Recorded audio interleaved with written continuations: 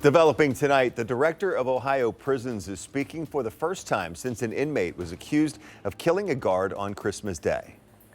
My heart goes out to the Lansing family. They're in my prayers. The director getting emotional during her news conference today. All of this is happening as the officers union is calling on her and the warden at the Ross Correctional Institution to step down. 10 TV's Carla Rogner is live at the ODRC headquarters tonight. Carla, let's start first with what you're learning tonight about the deadly attack. Yeah, well, Doug, you can see the flags are lowered here at the headquarters behind me. And as you just heard, Director Annette Chambers-Smith was emotional today as she talked about Andrew Lansing. She says he volunteered to work overtime on Christmas so that others could have the holiday off. 62-year-old Andrew Lansing had worked at the Ross Correctional Institute from 1994 to 2007 and returned in 2013. Chambers-Smith says he was working in the yard inside a guard shack when inmates were heading to lunch. She says inmate Rashawn Cannon veered away from going to the dining hall, found Lansing in the guard shack, and killed him.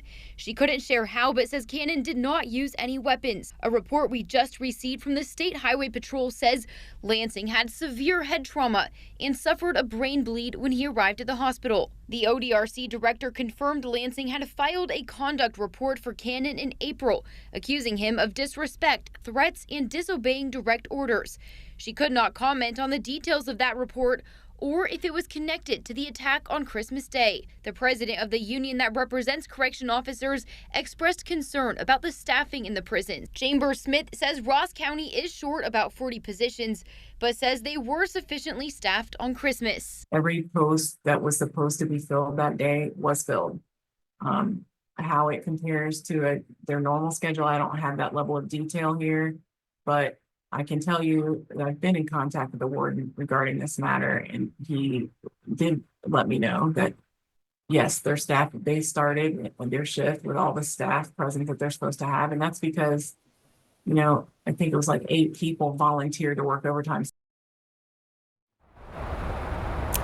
So, Carla, what did the director say about the union's calls for her and the warden at the Ross Correctional Institute to resign?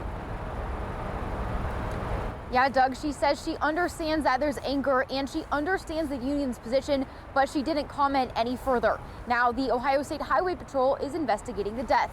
Live in Columbus, Carla Rogner, 10 TV News.